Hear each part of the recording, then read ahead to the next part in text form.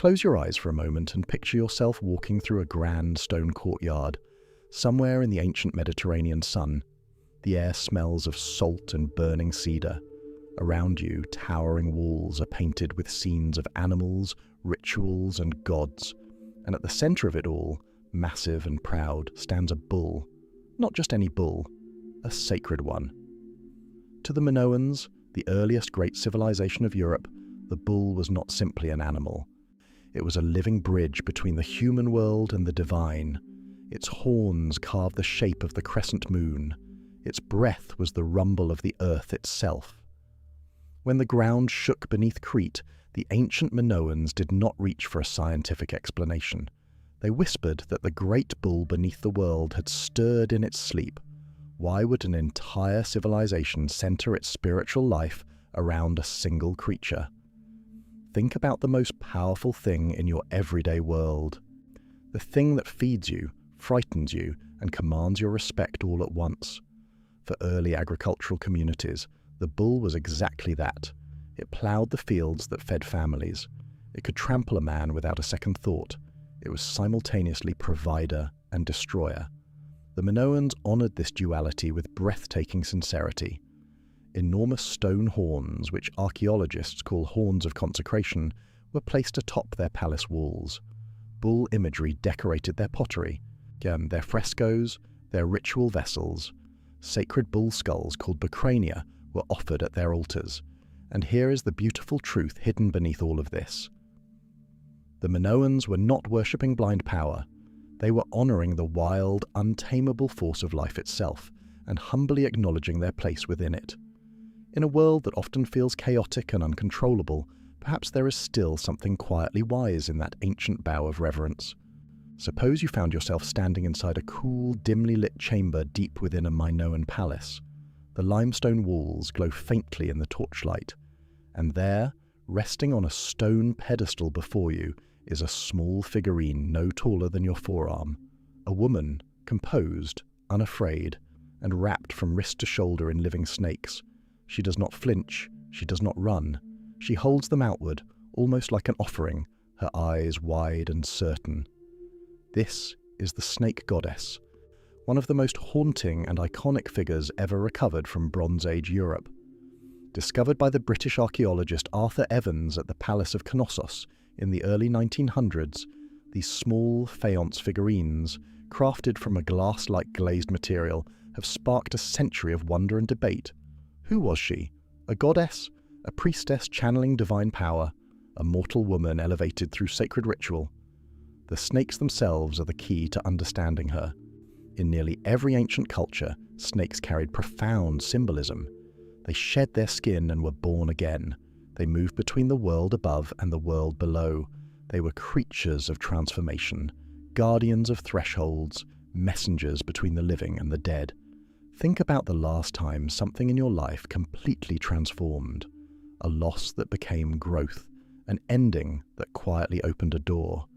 The snake, in its ancient symbolic language, was telling the same story. Because change is not destruction. Change is renewal. The Minoan snake goddess stood at that very threshold, calm and unshaken. She did not tame the snakes. She simply was not afraid of them. And perhaps that is her deepest teaching, delivered across 4,000 years of silence. True power is not the absence of danger. It is the presence of peace, even when danger coils itself around your hands. Imagine receiving a letter written in a language no one alive can read. The handwriting is careful, deliberate, clearly meaningful. You can see that someone once cared deeply about every stroke, but the words, if they are words at all, remain locked behind a door for which no key has yet been found. This is the quiet, extraordinary frustration of Linear A. The Minoans were a literate people. They wrote things down, administrative records, religious dedications, your inventories of goods flowing through their magnificent palaces. And the script they used, known to modern scholars as Linear A, has survived on hundreds of clay tablets and stone vessels across the island of Crete and beyond. But here is the remarkable thing. Despite decades of brilliant effort, nobody has deciphered it. Not fully, not yet. We know its cousin well enough. Linear B, the later script used by the Mycenaean Greeks, was famously cracked in 1952 by a young British architect named Michael Ventris. Linear B turned out to be an early form of Greek, but Linear A came first, and the language it encodes, the actual spoken tongue of the Minoan people, belongs to no known language family on Earth. Think about that for a moment. Every major language spoken today traces a family tree. English to Germanic roots, French and Spanish to Latin, Hindi to ancient Sanskrit. And we can follow the branches backward through time, but the Minoans, Europe's first great civilization, may have spoken something entirely their own, a voice with no surviving relatives. What did they say to each other at the end of a long day? What did they write in their temples? What prayers did they press into wet clay before the fire hardened it forever? We do not know. And that silence somehow makes their world feel even more achingly human. Picture yourself standing at the edge of a wide-open arena, heart pounding, the crowd humming around you like a living thing. The sun is sharp and high. The ground beneath your sandals is packed earth, warm from the afternoon heat. And then, from across the arena, a bull charges, not toward a matador, not toward a barrier, straight toward a human being who intends with breathtaking precision to grab its horns and fly. This was bull leaping, and among the Minoans, it was not sport for its own sake. It was something closer to a conversation with the sacred. The evidence for bull leaping is vivid and unmistakable. Frescoes painted across the walls of Minoan palaces show young men and women mid-flight, bodies arched, hands gripping the horns of charging bulls, feet lifted toward the sky in a moment that seems to suspend time itself. Ivory figurines capture the same frozen instant of impossible grace. Modern athletes and biomechanics researchers have studied these images seriously, and the conclusion is both humbling and astonishing. The technique depicted appears physically executable. It was not mythology, it was practiced. But why would anyone do this willingly? Consider the moments in your own life when you have stood at the edge of something terrifying and chosen to move toward it anyway. A hard conversation, a leap of faith, a decision that could change everything. In those moments, fear and courage are not opposites. They exist together, side by side, like a hand on a bull's horn. For the Minoans, bull leaping may have embodied exactly that, the willingness to meet overwhelming force not with a weapon, but with grace and trust in your own body. In a world of walls and palaces and careful records, they also made space for this, for the wild, breathless leap into the unknown, and somehow that makes them feel very close to us. Let your thoughts settle for just a moment, yet breathe slowly. Imagine a world where sleep was not merely rest, but a sacred doorway, where closing your eyes was considered one of the most courageous things a person could do. Somewhere on the island of Malta, in the ancient underground temple complex of Hal Saflieni, archaeologists discovered a small clay figure that stopped them cold. A woman, reclining, eyes gently closed, her body rounded and relaxed, draped in the quiet dignity of deep, undisturbed sleep. She is known today simply as the Sleeping Lady, and she is one of the oldest and most mysterious artifacts ever recovered from the edge of prehistoric European civilization. Who was she sleeping for? Was this a priestess entering a trance to receive divine visions? Was sleep itself considered a form of prayer, a deliberate surrender of the waking mind to something larger and wiser? In the ancient world, dreams were not private entertainment. They were messages. Oracles slept in temples specifically to receive guidance from the gods. Sick people lay down in sacred spaces hoping to be healed through dream encounters with the divine. Sleep was the membrane between two worlds, and those who could navigate it were considered blessed.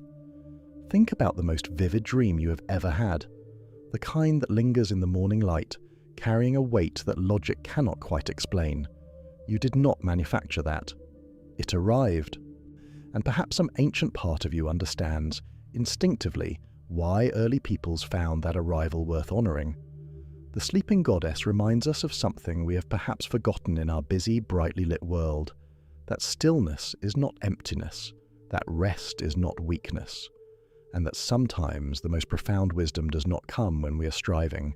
It comes when we are finally, deeply quiet.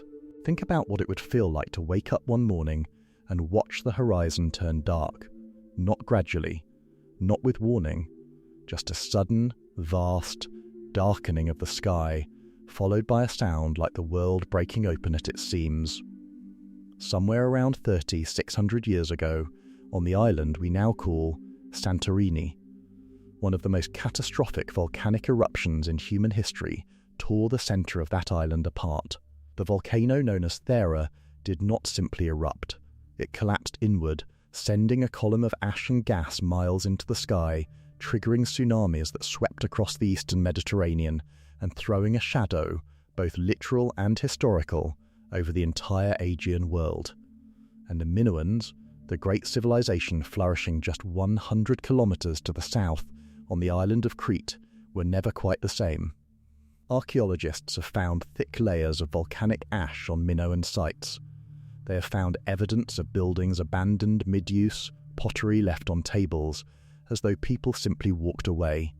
The precise relationship between the Thera eruption and the eventual decline of Minoan civilization is still debated with great passion among scholars. But the shadow of that event, the disrupted trade routes, the failed harvests from ash-laden soil, the psychological weight of watching a neighbouring island disappear, cannot be easily dismissed. Imagine, in your own life, the moment when something stable and assumed suddenly proved fragile. A job, a relationship, a plan you had built your future around. That destabilization carries a particular kind of grief, not just for what was lost, but for the version of the future you had quietly believed in. The Minoans stood in that shadow, and for a time they endured, they rebuilt. They painted their walls with dolphins and flowers even after the ash settled.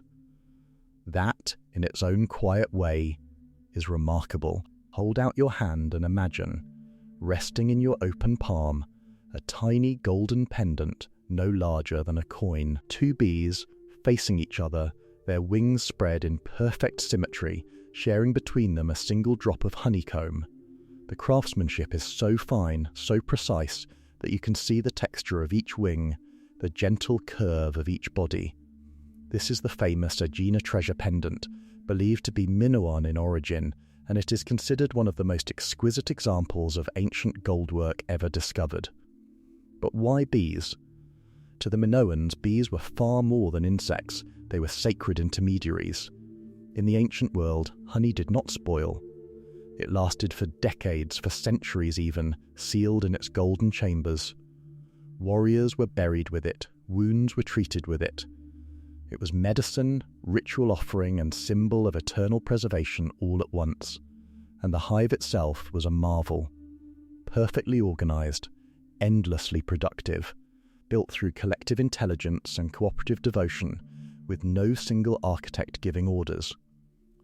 The bee colony achieved something that entire human societies struggled to sustain: harmony without ego.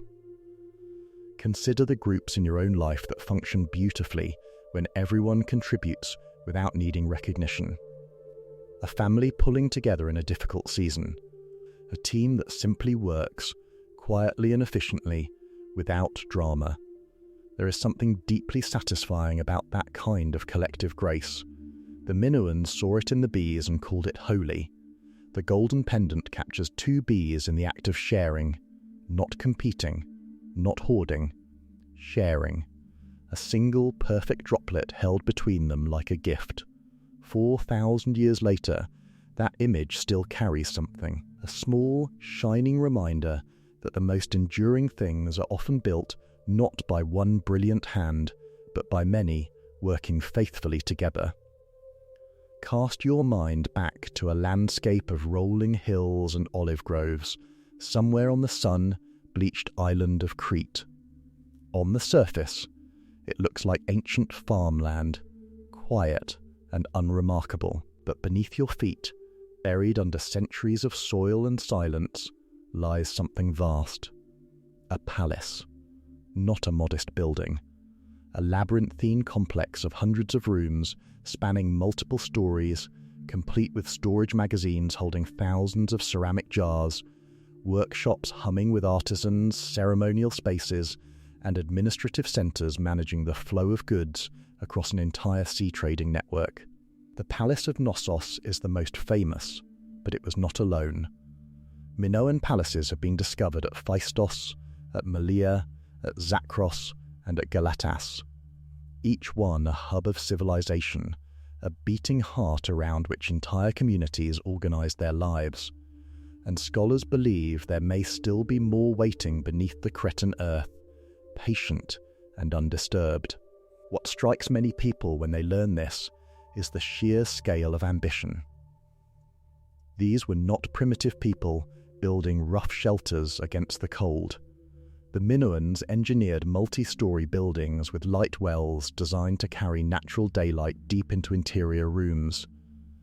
They installed drainage systems of fired clay pipes. They decorated their walls with flowing, joyful frescoes of nature and ritual. Think about the buildings in your life that carry a sense of weight and meaning. A library where ideas feel more serious. A cathedral where time seems to slow. A childhood home whose rooms you could navigate in complete darkness. Architecture shapes how we feel and think and gather. The Minoan palaces were built with that understanding already baked in.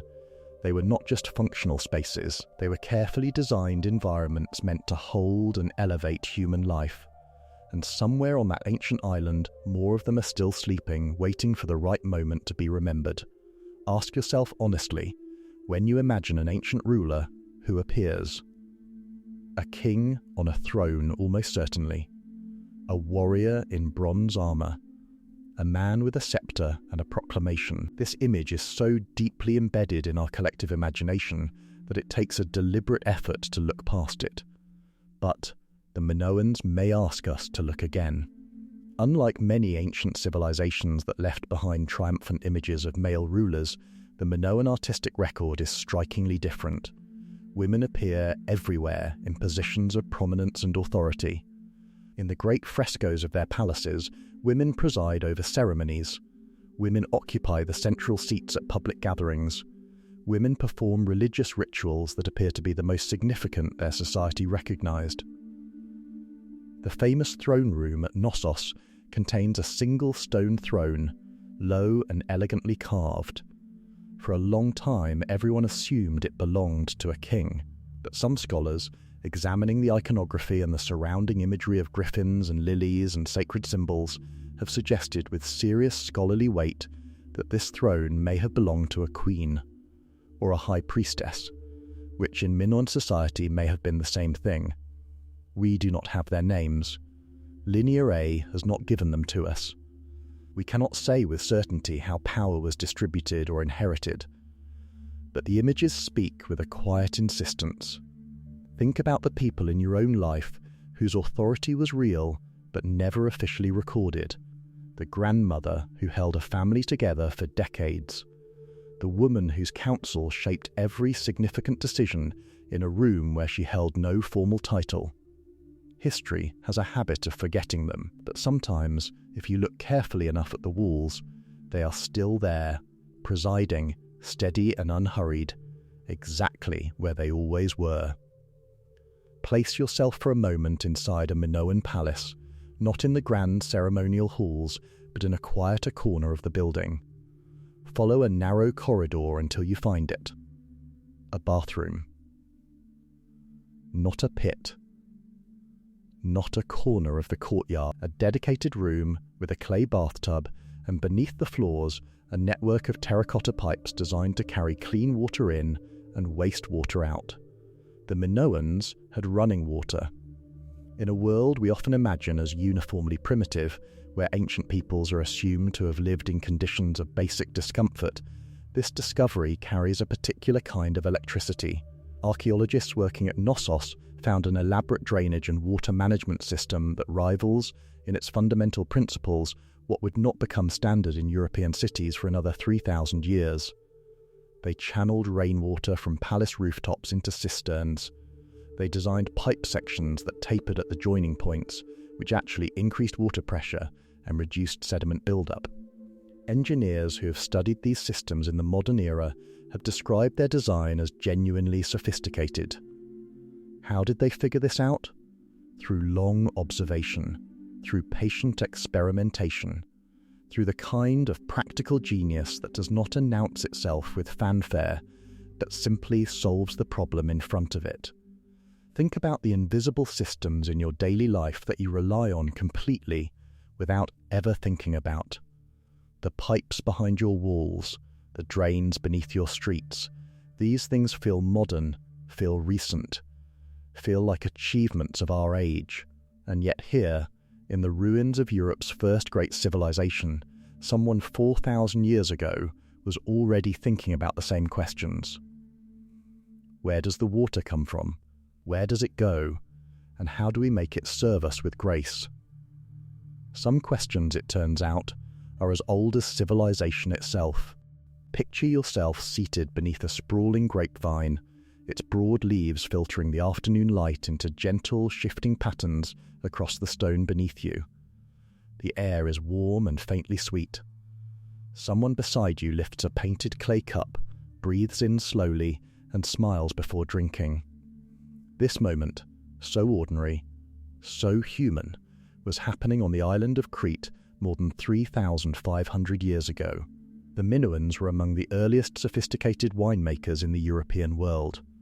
Archaeological evidence recovered from their palace sites includes large ceramic storage jars called pithoi, many still bearing the faint chemical signatures of wine.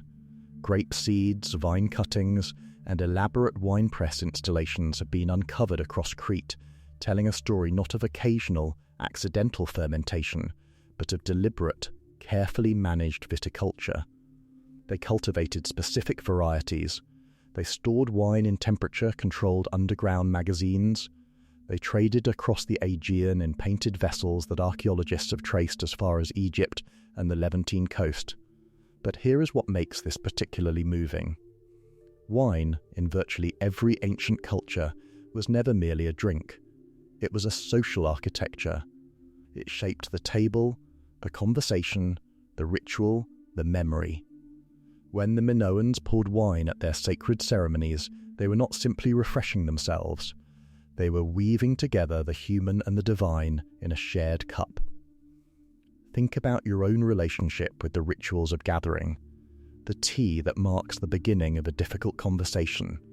The meal that signals celebration.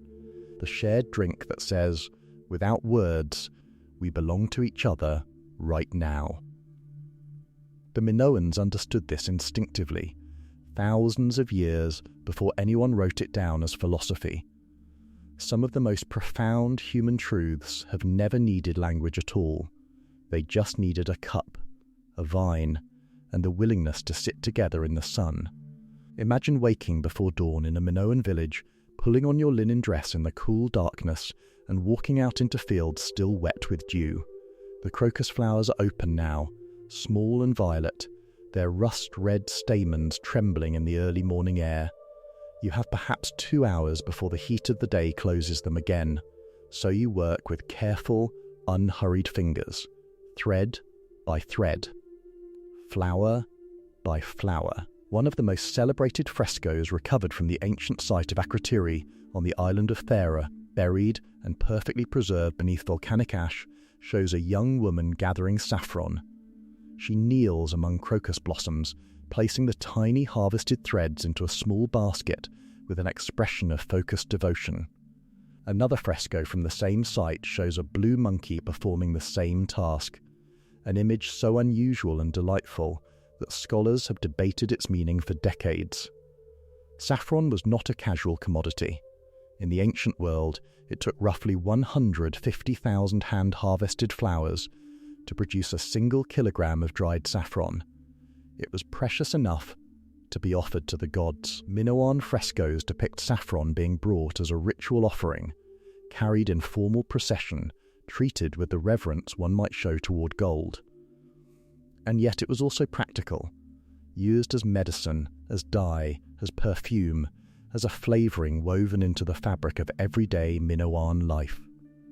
Consider what you do each day that is both ordinary and quietly sacred. the morning ritual that centers you, the meal prepared with patience and attention, the small repeated acts of care that, accumulated across a lifetime, become the texture of who you are. The saffron gatherers of ancient Crete remind us that the most precious things often arrive one tiny thread at a time, requiring nothing more than steady hands and a willingness to be fully present. Close your eyes and imagine standing before a polished bronze mirror somewhere in a sunlit Minoan dressing room. On the stone ledge before you, arranged with evident care, sit small ceramic pots and carved ivory containers. You lift a lid. Inside, a deep mineral pigment, rich and vivid, catches the light. The Minoans wore makeup, and they did so with remarkable intentionality and artistry. Archaeological excavations have recovered cosmetic containers, pigment residues, and application tools from Minoan sites across Crete. Analysis of these residues has identified ochre for warm reddish tones, galena for dark eye definition, and various mineral-based compounds used to enhance the face with colour and emphasis. The frescoes confirm what the chemistry suggests. Minoan figures, both male and female, are consistently depicted with darkened eyes, coloured lips, and elaborate ornamentation. This was not vanity in the dismissive, modern sense. In the ancient world, personal adornment carried cultural weight. It communicated status, ritual participation, beauty ideals, and belonging. What is particularly striking is the confidence with which Minoan figures are portrayed. They stand upright. They take up space. There is no self-consciousness in their painted faces, only a kind of radiant self-possession that feels unexpectedly modern. Think about the small rituals of self-presentation in your own life, the particular way you dress when you want to feel capable, the care you take on a morning when something important is waiting. These habits connect you to something very old, the human desire to present yourself deliberately to the world, to say through appearance alone, "Here I am, and I mean it." The Minoans were doing exactly that, 4,000 years ago, in front of their bronze mirrors, with steady hands and vivid mineral-bright intention. Step into a warm kitchen, somewhere in a Minoan town, just as the sun begins to clear the hills. The smell that meets you is one of the oldest and most comforting in human experience. Grain, water, heat and time, transforming themselves into something simple and sustaining, and deeply, quietly good. Bread. The Minoans baked it every day.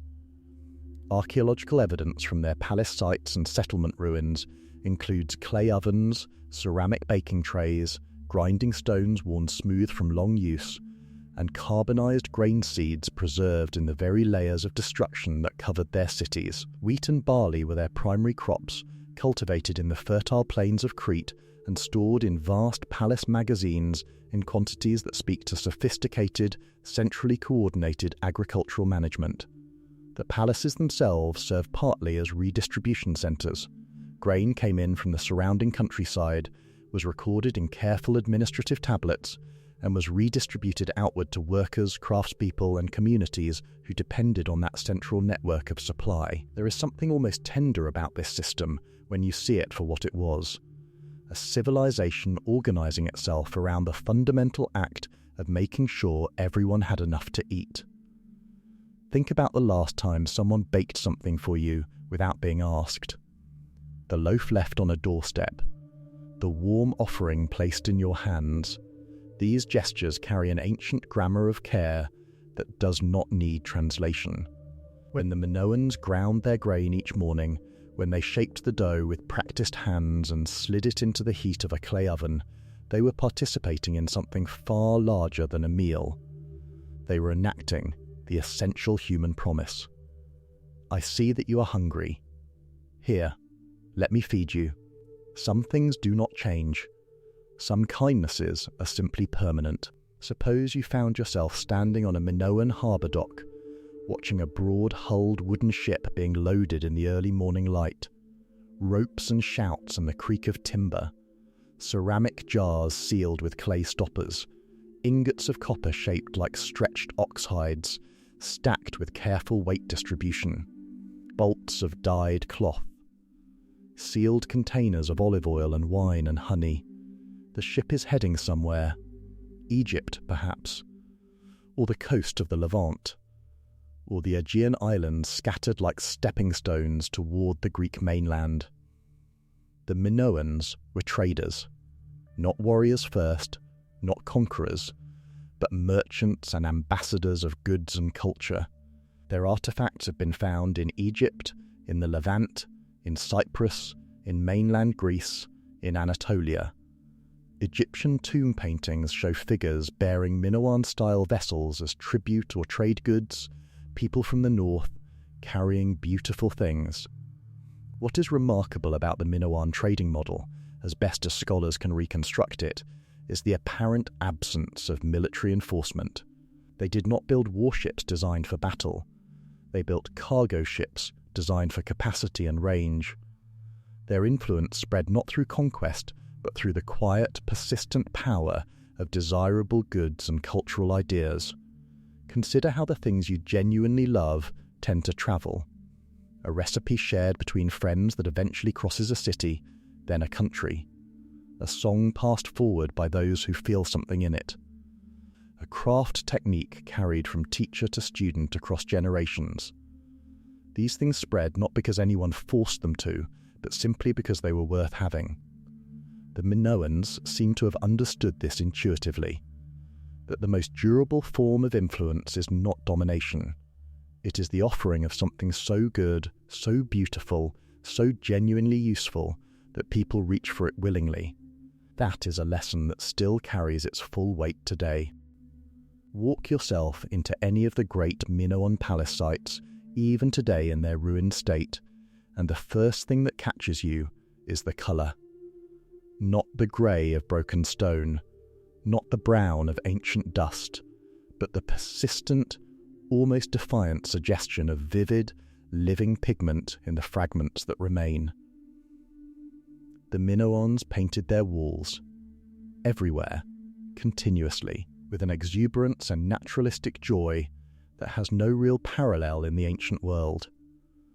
Dolphins leaped across the walls of Knossos in brilliant blue and yellow, so fluid and alive that standing before their reproduction, even now, you can almost feel the movement of water. Blue monkeys clambered through painted gardens. Women with dark curling hair and elegant jewellery gathered flowers in landscapes of impossible freshness.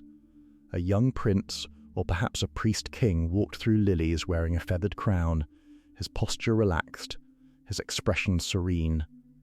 These were not stiff, formal depictions designed to impress gods or intimidate subjects. They were celebrations. The Minoans appear to have painted their world the way they wanted to live inside it.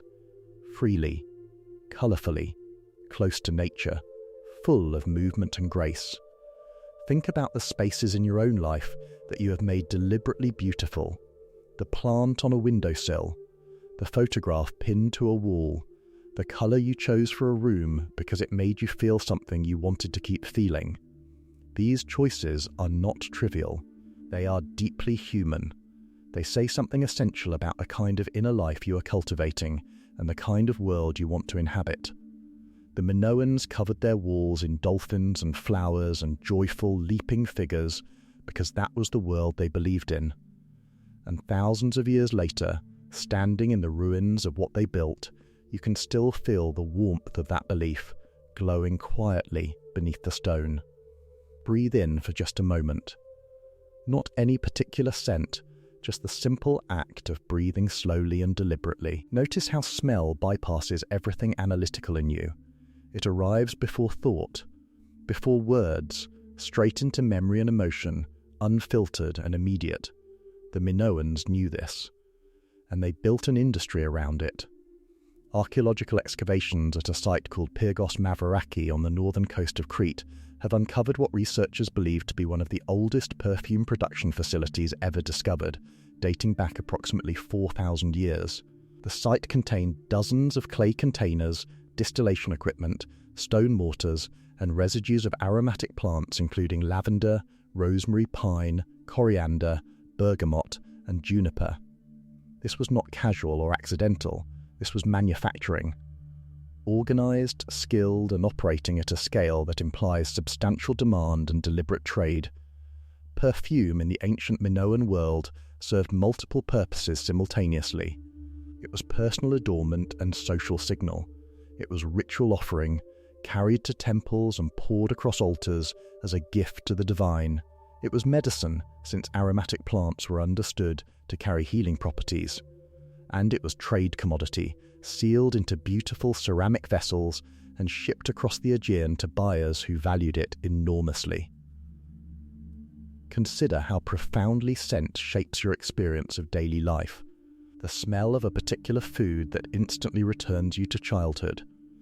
The fragrance of rain on warm stone that makes you feel unexpectedly calm. The perfume of someone you love lingering on a piece of clothing. Scent does not age the way ideas do. It does not require translation. It simply arrives and opens something in you. The Minoans understood this 4,000 years ago. They did not merely make perfume.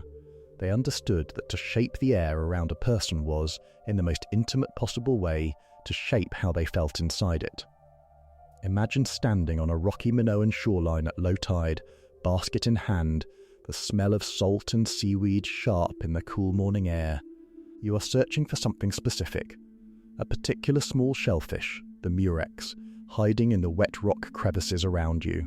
You need thousands of them, for just a small amount of what you are making. The ancient dye known as Tyrian purple, or royal purple, was one of the most coveted substances in the ancient Mediterranean world. It was extracted from the mucus glands of murex sea snails in a process that was labour-intensive, pungent, and extraordinarily expensive. It took approximately 10,000 shellfish to produce a single gram of pure dye. The resulting colour was not a uniform shade, but ranged from deep blue to rich crimson depending on technique and exposure, and crucially, it did not fade. Sunlight actually intensified it over time. Evidence from Minoan sites, including piles of crushed murex shells found near coastal settlements, suggests the Minoans were engaged in purple dye production well before it became associated with the later Phoenician traders who made it famous. To wear purple in the ancient world was to wear the distilled labour of thousands of shellfish and hundreds of human hours in a single garment. It communicated something unmistakable about access and importance. But here is the thought that lingers. The colour that symbolised power and divinity across the ancient world, the colour reserved for kings and high priests, came from something humble and small, found at the edges of the sea at low tide, passed over by anyone not paying careful enough attention. Some of the most extraordinary things in the world begin with someone noticing what others have overlooked, crouching down, looking closer, and understanding the value hidden in a small, unremarkable shell. Picture yourself unrolling a painted Egyptian papyrus in a cool, dim room somewhere along the Nile. Your eyes move across the formal imagery, the painted figures in profile, the careful hieroglyphic text. And then, something stops you. There, in the procession of foreign tribute bearers, are figures carrying vessels unlike anything Egyptian. Tall, narrow-waisted jugs, elaborate stone vases. The figures themselves are painted differently, their skin a distinctive reddish tone, their clothing patterned in ways that an Egyptian artist has captured with careful curiosity. These are Minoans, in Egyptian art, bringing gifts, conducting diplomacy, known by name, or at least by place, as the people of the Great Green Sea. The relationship between Minoan Crete and ancient Egypt was real, documented, and mutually significant.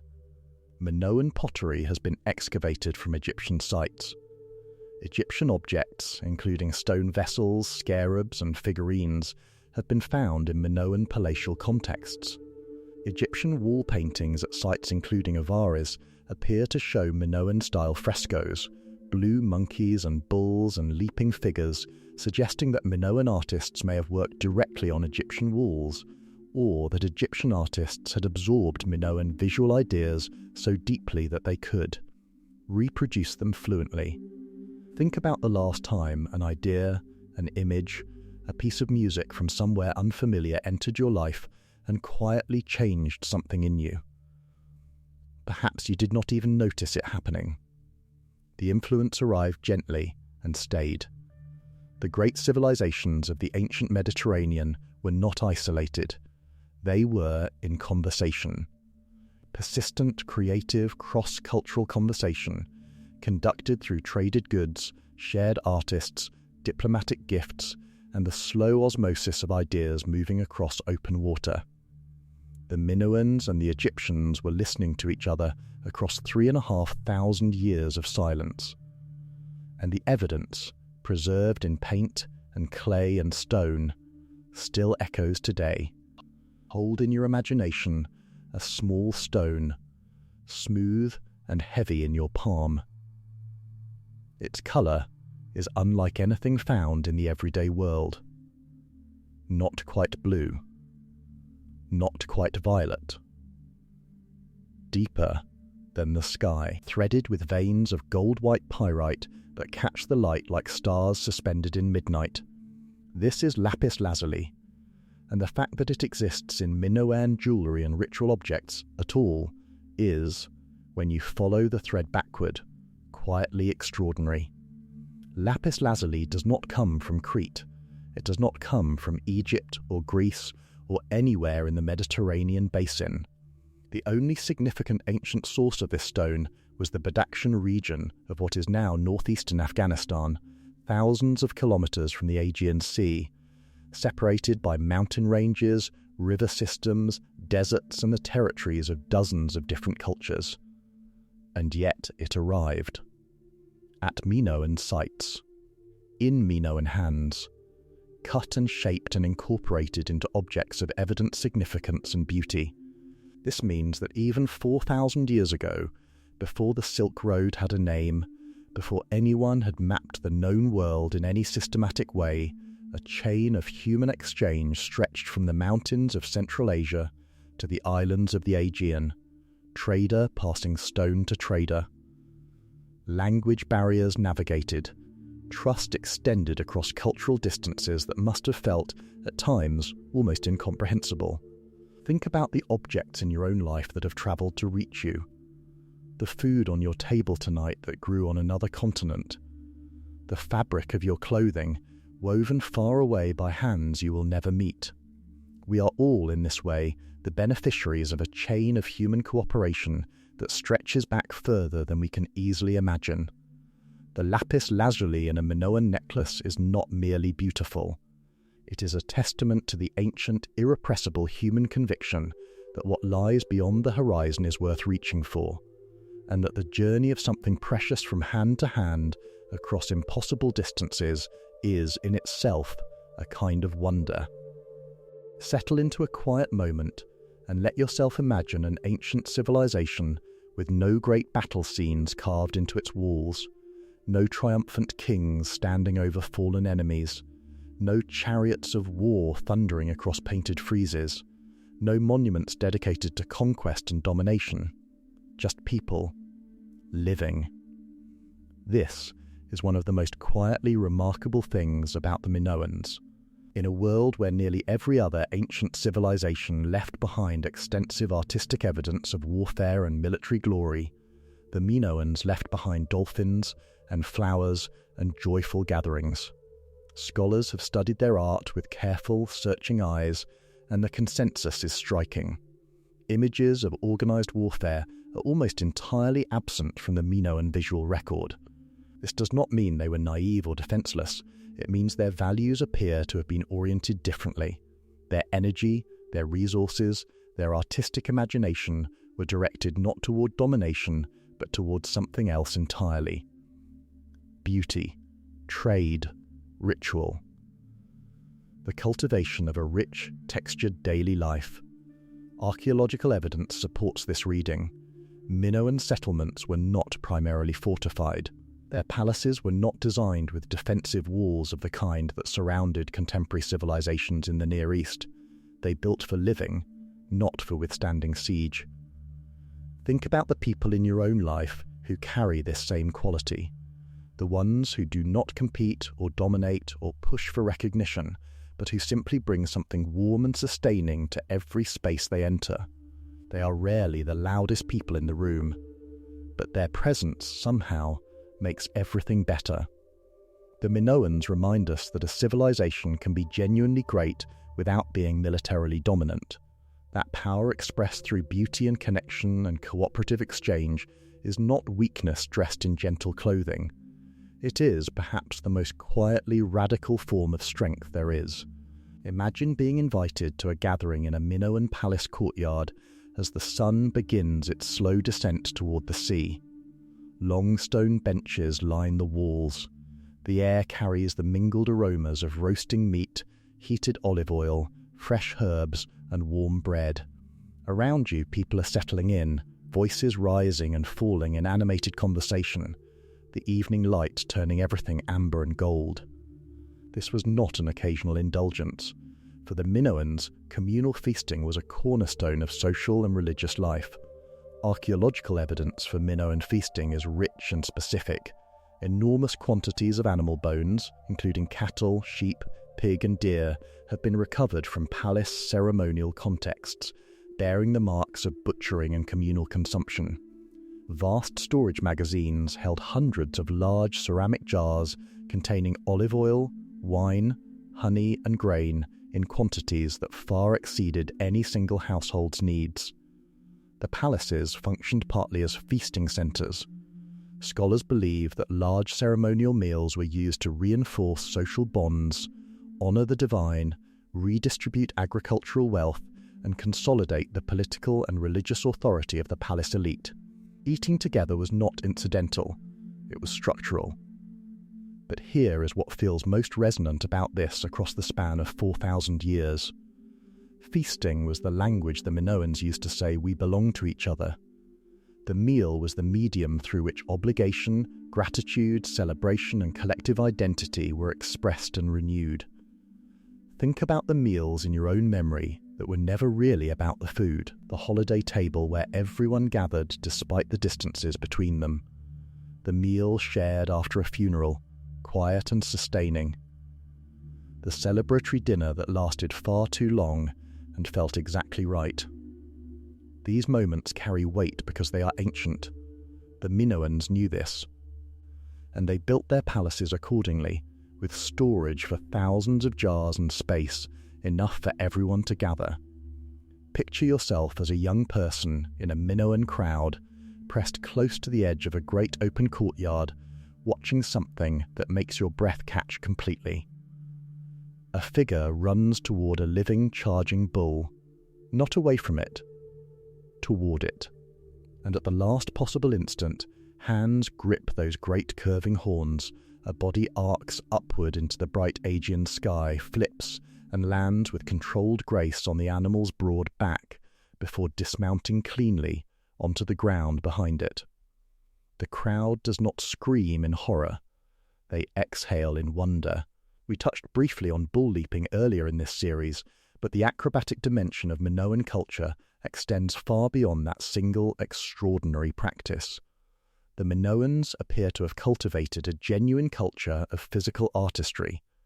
Their frescoes and figurines depict bodies in motion with a fluidity and technical understanding that suggests practiced, refined, deeply admired athletic expression. Unlike the bull leaping of later cultures in other regions, which was sometimes about combat or domination, the Minoan version appears to have been about something more nuanced: the harmony between human capability and natural force, the achievement of grace under the most extreme possible conditions. Consider what it takes in any physical discipline you might know to make something extraordinarily difficult look effortless. The dancer who makes you forget the years of practice behind each movement. The athlete whose form looks so natural that you momentarily believe you could do it too. That quality of achieved grace is one of the most moving things a human body can express. The Minoans built ritual space around it. They painted it on their walls.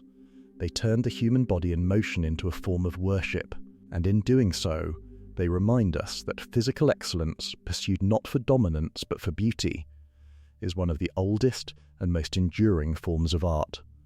Allow yourself to drift for just a moment. Imagine floating in the warm, clear water of the Aegean Sea, the surface flickering with light above you, the blue deepening below. And then, from somewhere to your left, a shape sleek and fast and absolutely certain of its direction, a dolphin, passing through your world as though it owns the water entirely. Because it does.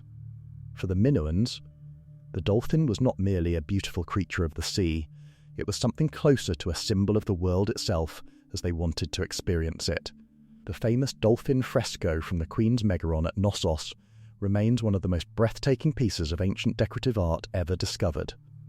Painted with extraordinary confidence and natural accuracy, a pod of dolphins moves across a vivid blue background, surrounded by smaller fish and sea creatures, the whole composition alive with the effortless energy of a living ocean. This was painted on a palace wall, not in a public ceremonial space, but in a private interior room. Someone lived with this image surrounding them every day. Why dolphins specifically? The Minoans were, at their core, a seafaring people. The sea was not a boundary to them, but a road, the primary means by which they connected with the wider world. The dolphin, which moves between the surface and the depths, which breathes air yet belongs entirely to the water, may have represented something the Minoans deeply admired: the ability to exist fully in a world that is not entirely solid, to navigate the fluid and unpredictable with intelligence and joy. Think about the images in your own living space that you chose because they make you feel something, not just aesthetically, but internally. The photograph or painting that reminds you of a quality you want to carry with you each day. The Minoans chose dolphins, and everything about that choice feels right. Step into an open field at the end of a long Cretan summer. The grain has been cut. The grapes hang heavy and dark on the vine. The air is cooling slowly toward autumn, and around you, people who have worked side by side through the scorching weeks of harvest are beginning to move together in a way that is no longer about labour. It is about gratitude and celebration, and the particular joy that belongs only to those who have worked hard enough to earn it. The Minoans danced. Their art tells us this with quiet insistence. Frescoes depict figures in processional movement, bodies angled in ways that suggest rhythm and collective motion. Small figurines captured in gestures of raised arms and gathered groups speak to a culture in which dance was not entertainment separate from life, but woven deeply into its most significant moments. Harvest celebrations across virtually every ancient agricultural culture served a purpose beyond simple joy. They were acts of acknowledgement, of recognizing that the earth had given something, that rain and sun and soil and human effort had conspired to produce abundance, and that this cooperation deserved to be honoured with more than a quiet nod. Think about the last time you celebrated something genuinely well. Not just acknowledged it in passing, but actually stopped and marked the moment with your whole body. Laughter that goes on too long, music turned up. The decision to be fully present in a good thing rather than already moving toward the next task. These moments of full-bodied celebration are not frivolous. They are the punctuation marks of a meaningful life. They tell the story of your days not just as a series of tasks completed, but as a life actually thoroughly lived. The Minoans understood this. At harvest time, they did not simply count their jars and move on. They stopped. They gathered. They moved together in the cool evening air, and in that movement, they said thank you to a world that had once again provided. Hold in your imagination something very small. A smooth carved stone no larger than your thumbnail. In your hand it fits perfectly, its weight quiet and satisfying. On one face, carved with extraordinary precision into hard steatite or agate or carnelian, is an image so intricate it almost defies the scale. A leaping animal, a sacred symbol, a human figure in ritual posture, a double axe surrounded by flowing, abstract designs. This is a Minoan sealstone, and in a civilization without widespread literacy, it carried enormous practical and symbolic power. The Minoans produced sealstones in staggering quantities and variety. Thousands have been recovered from archaeological contexts across Crete and the Aegean, each one unique, each one bearing imagery that identified its owner as surely as a signature. When pressed into soft clay attached to a jar, a door, a document, a bundle of goods, the seal said unmistakably, "This belongs to me," or "I have authorized this," or "I was here and I witnessed this." But the seals were also objects of beauty pursued for its own sake. The craftsmanship involved in carving microscopic detail into hard stone, using tools whose exact nature is still debated among scholars, represents a level of patient, devoted skill that commands genuine admiration. Some of these carved scenes contain more visual information per square centimetre than almost anything else in the ancient world. Think about the objects in your own life that carry your identity in condensed form. The handwriting that is recognisably yours.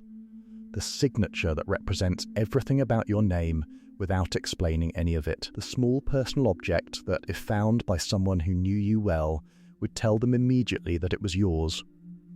The Minoans carried their identity in carved stone, small enough to hold in a closed fist, precise enough to tell the world exactly who they were. Close your eyes and imagine a Minoan healer moving through her garden in the early morning. She knows each plant by the particular quality of its leaf, the timing of its flower, the specific character of its scent when crushed between her fingers. She has learned this knowledge not from a book, but from a teacher who learned it from a teacher before that, a long, unbroken thread of careful observation passed carefully through generations. She selects what she needs for the day and moves inside. The Minoans possessed a sophisticated working knowledge of medicinal plants.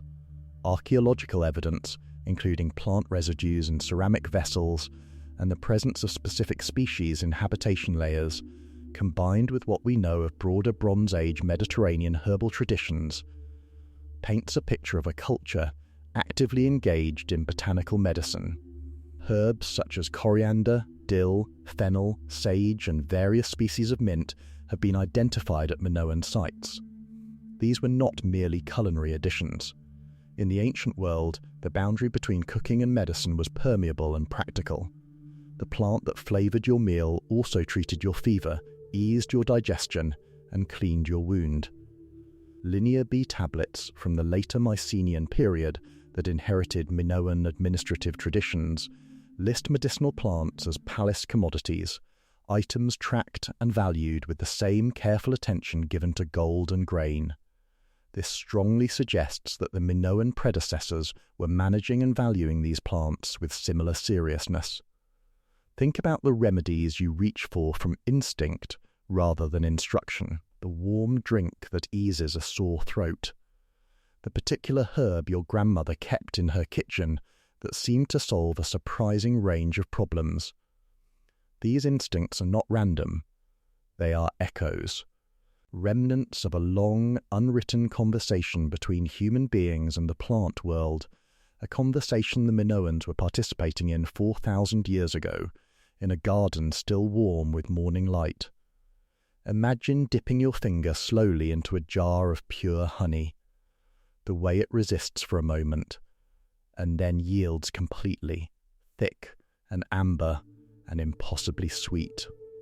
Now imagine that this substance, sitting so modestly in your pantry, was once considered sacred, a gift from the gods, a substance that bridged the world of the living and the world of the divine. For the Minoans, honey was exactly that. We have already explored the Minoan reverence for bees as creatures of sacred significance, but the product of the hive carried its own distinct and layered meaning. Honey appeared in Minoan religious and funerary contexts in ways that make clear it was not merely food. It was offering. It was medicine. It was preservation. And it was ritual.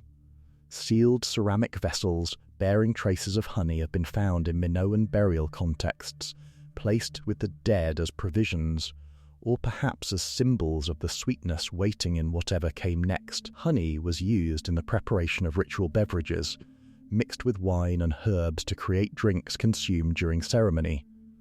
Its preservative qualities, that mysterious ability to keep things from decaying, made it a natural symbol of eternity and divine protection. There is a particular quality to ritual sweetness that is not about pleasure at all. It is about the recognition that life contains goodness worth marking, worth offering, worth setting aside from the ordinary flow of days and elevating into something deliberately sacred. Think about the sweet things in your own life that function this way, not the casual indulgence, but the specific, meaningful one. The cake that marks an anniversary. The tea made exactly the way a beloved person always made it. The preserved jar of something homemade, given as a gesture that carries more than its ingredients. The Minoans poured their honey slowly and with intention. They knew, in the way that cultures often know before they can articulate it, that sweetness shared in a sacred context becomes something more than sweet. It becomes a kind of grace. Imagine descending into the earth, not into a mine or a cellar, but into the living rock of a Cretan hillside, following a narrow passage as daylight recedes behind you and the air grows cool and still and deeply quiet. Your torch throws moving shadows across limestone formations. The sounds of the world above, wind, water, voices, have completely disappeared. And then, in a wider chamber somewhere ahead, you see them. Offerings. Clay figurines, bronze votives. The remnants of 1,000 separate acts of prayer deposited here over centuries by people who believed this place was listening. The Minoans held their caves sacred. Sites such as the Dictaean Cave and the Aegean Cave on Crete were major religious destinations, places of pilgrimage where worshippers came to leave offerings, perform rituals, and seek contact with the divine. The Dictaean Cave, according to later Greek tradition, was considered the birthplace of Zeus himself, a story that may carry within it a much older Minoan memory of this cave as a place where divine life entered the world. The offerings recovered from these cave sanctuaries span centuries and include bronze figurines of humans and animals, clay vessels, jewellery and double axes, the laibries, a symbol central to Minoan religious expression. These are not the casual leavings of passing visitors. They represent sustained, devoted, multi-generational religious practice centered on these specific points where the earth opened and invited human beings inside. Why did darkness feel sacred to them? Perhaps because the cave, with its absolute removal from the ordinary world, created the conditions for a different kind of attention. No distractions, no horizon, no sky, just the self, the stone, and whatever one brought to that encounter. Think about the places in your own life where you feel most genuinely quiet inside, where the noise of your thoughts settles and something clearer takes its place.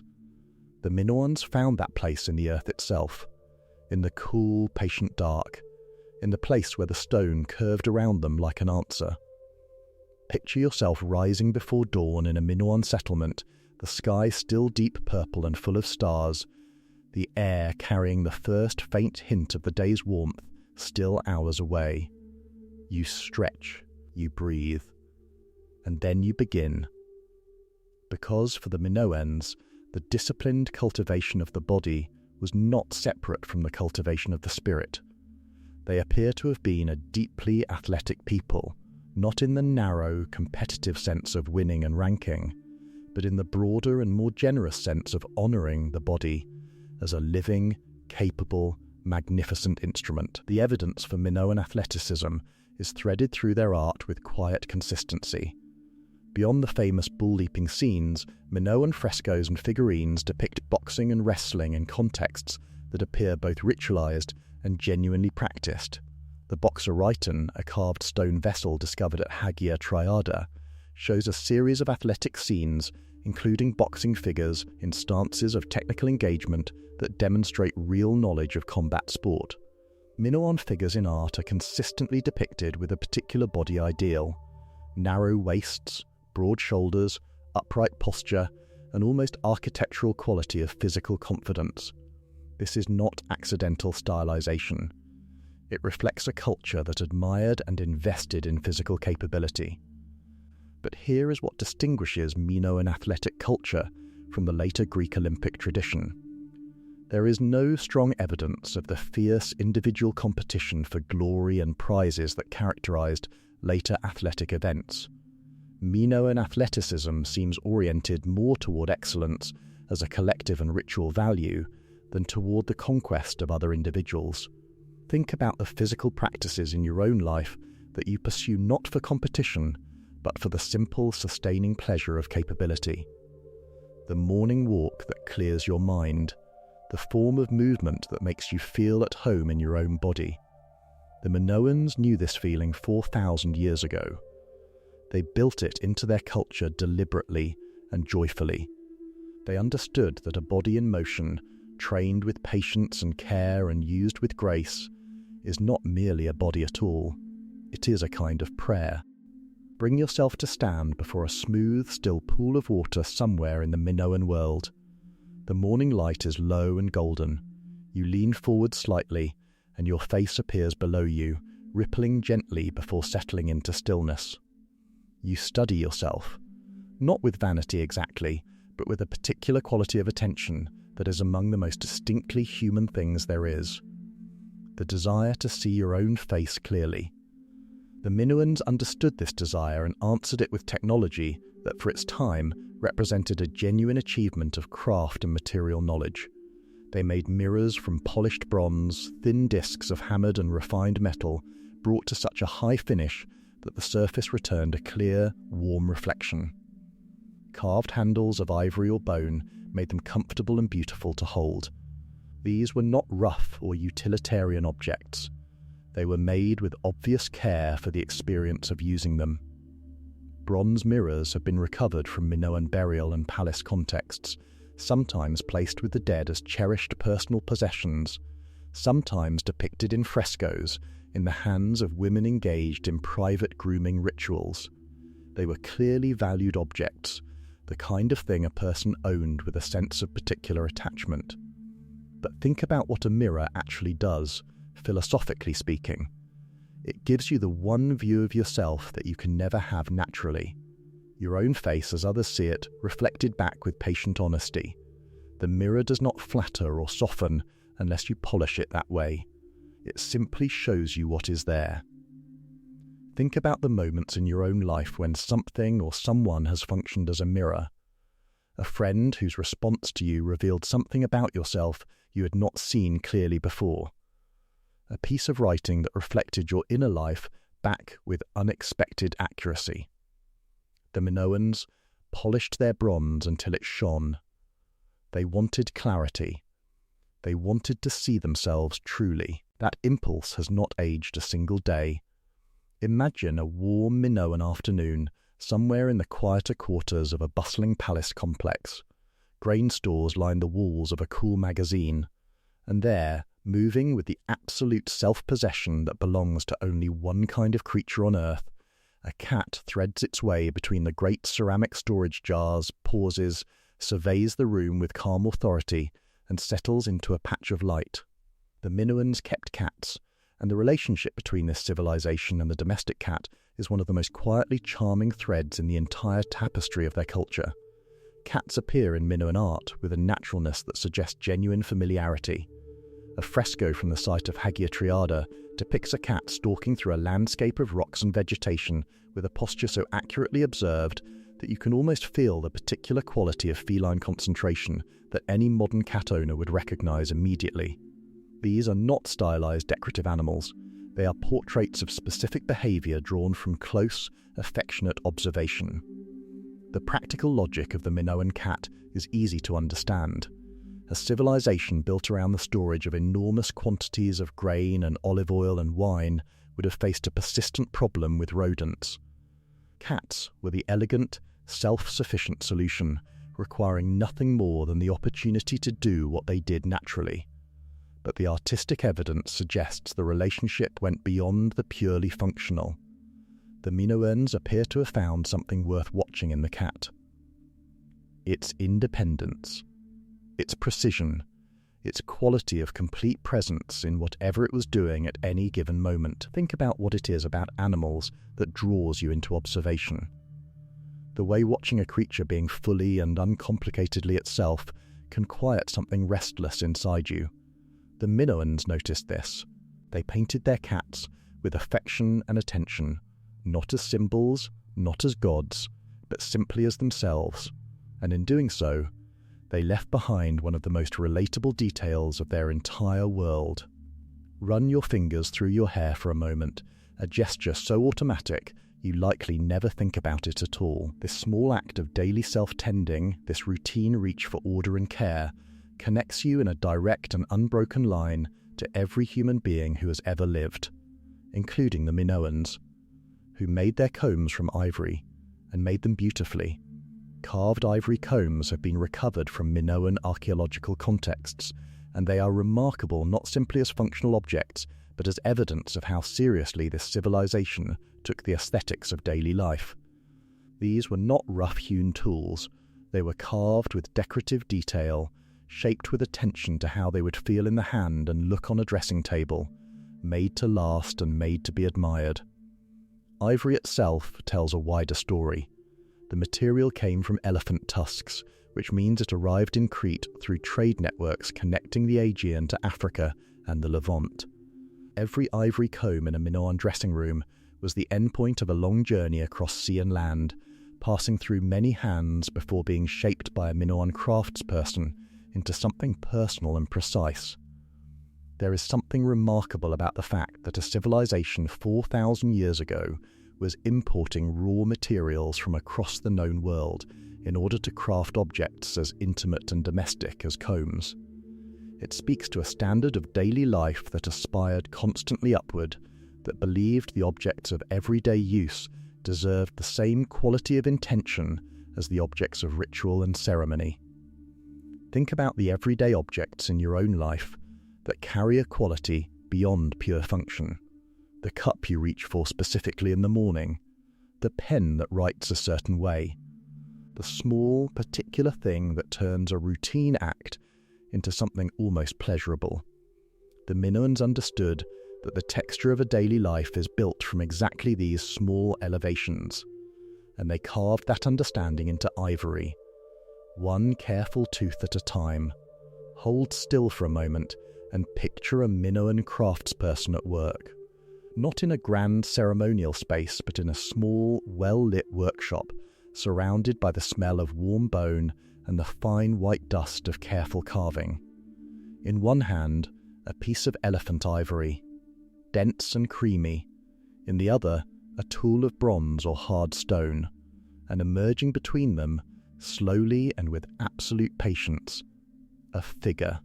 Minoan ivory carving represents one of the most technically accomplished craft traditions of the entire Bronze Age world.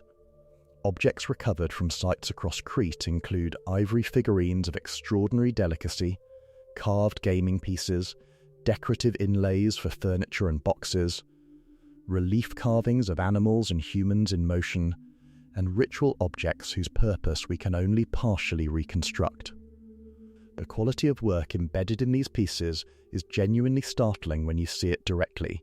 The rendering of musculature, hair, fabric, the specific posture of a body mid-leap or mid-gesture, these were achieved without magnification, without modern tools, relying entirely on the trained eye and patient hand of a craftsperson who had spent years developing a conversation between intention and material. Ivory as a medium has particular qualities that both reward and demand this kind of patient attention.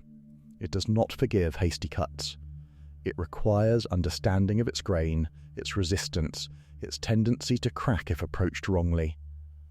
To work ivory well is to work in relationship with the material, adapting continuously to what it is willing to become. Consider the crafts or skills in your own experience that have this quality, where the material or medium has its own opinion about what it wants to be, and where mastery comes from learning to collaborate rather than simply impose. The Minoan ivory carvers knew this collaboration intimately. They listened to the material in their hands and answered it with something extraordinary. And 4,000 years later, what emerged from that quiet conversation still stops people cold in museum display cases across the world. Imagine standing at the edge of a Minoan metalworking forge, watching a craftsperson lift a small crucible from intense heat. Inside, something that was recently rock is now flowing and brilliant and entirely transformed. It moves like a living thing. It is poured with careful deliberation into a prepared mould, and as it cools, something new exists in the world. Copper was the material that, more than almost any other, built the Minoan world. The Bronze Age is named for the alloy that defined it, a mixture of copper and tin that produces a metal harder and more durable than either component alone. The Minoans were accomplished bronze workers, but copper was the essential foundation.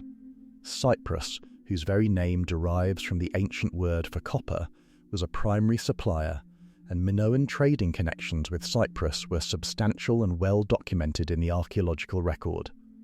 Minoan copper and bronze objects include tools of extraordinary practical quality: axes, chisels, needles and saws that enabled the construction of their multi-story palaces, vessels for ritual and daily use, personal objects including pins and razors and jewellery, and weapons, though far fewer of these relative to contemporary civilizations, which speaks again to the character of Minoan priorities. The copper oxhide ingot, a distinctive form of raw metal shaped like a stretched animal hide with 4 handles for carrying, appears repeatedly in Minoan trade contexts. Dozens have been found in Crete. They appear in Egyptian art being carried by Minoan-looking figures. They are among the clearest material evidence of the trading networks that connected the Bronze Age Mediterranean into something resembling an economic community. Think about the materials that underpin your own daily life so completely that you rarely think about them. The metals in your walls and your tools and your devices. The transformed earth that holds your world together invisibly. The Minoans understood their copper that directly. They knew where it came from, what it cost, and what the world looked like without it. And they built accordingly, with gratitude and skill and the particular confidence of people who had mastered something essential.